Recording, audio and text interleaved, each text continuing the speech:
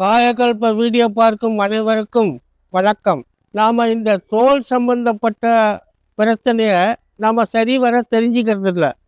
நாம் இருக்கிற இடம், அந்த தண்ணி, சுற்றுச்சூழல், காற்று, இதனால் வர்றதும் உண்டு.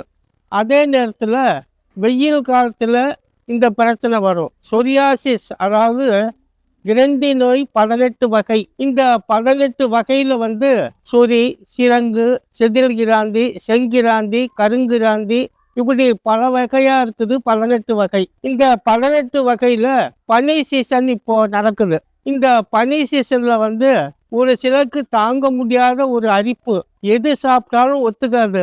அவ்வளோ சிரமமாக இருக்கும், அவ்வளோ கஷ்டமாக இருக்கும். இருக்கலாமா இல்லை போய் சேர்ந்துடலாமா அப்படின்ற ஒரு சூழ்நிலைலாம் இருக்கும். ஆகையினால நீங்கள் பல மருந்துகள் எடுத்து பார்த்துருப்பீங்க, அதுலேயும் சரியாயிருக்காது. அப்போது என்ன செய்யணும்? இந்த அசைவ உணவுகள் நீங்கள் அறவே எடுக்கவே கூடாது. அப்போ அந்த அசைவ உணவுகள் எடுத்தாலும் ராத்திரி நேரத்தில் யாரும் அசைவம் சாப்பிடவே கூடாது. இந்த அசைவம் சாப்பிட இந்த பனி காலத்தில் வர்ற கிரந்தி நோய், சொரியாசிஸ், அதே நேரத்தில் வெயில் காலத்தில் ஒரு சிலருக்கு வரும். அந்தந்த சீசனில் யாருக்கு எப்படி வருதோ அது வந்து இந்த மாதிரி தொந்தரவு கொடுத்துக்கிட்டே இருக்கும். ஆகையினால நாம உணவு பழக்கங்களில் காய்கறி, கீரை வகை, பழ வகை இந்த மாதிரி எடுக்கும்போது, அதாவது இந்த நான் சொன்ன இந்த மூணுலையும் நோய் எதிர்ப்பு சக்தி, ரத்தமா சுத்தம் பண்றது, இந்த மாதிரிலாம் இருக்குது. ஆகையினால நாம அதெல்லாம் விட்டுட்டு இன்னைக்கு நான்வெஜ் எடுக்கணும், வாரமானா ஞாயிற்றுக்கிழமைனா கறி எடுத்துடணும், முதலானா கறி எடுத்துடணும் அப்படின்னு இருக்கோம். விருந்து போட்டா கறி போடணும் அப்படின்னு. இதனால கெடுதலே தவிர நன்மை எதுவும் கிடையாது.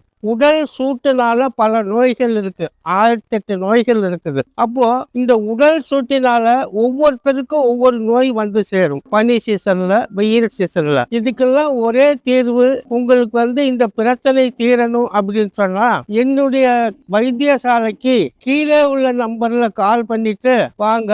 இந்த முழுமையாக பனி சீசன்ல வர்ற சொரியாசிஸ் பிரச்சனையாக இருந்தாலும் சரி, வெயில் காலத்துல வர்ற சொரியாசிஸாக இருந்தாலும் சரி, இது முழுமையாக குணப்படுத்த முடியும். ஆகையினால கீழே உள்ள நம்பருக்கு கால் பண்ணிட்டு வாங்க. பரிபூர்ணமாக நல்லாகி ஆரோக்கியத்தோட இருக்கலாம். நன்றி, வணக்கம்.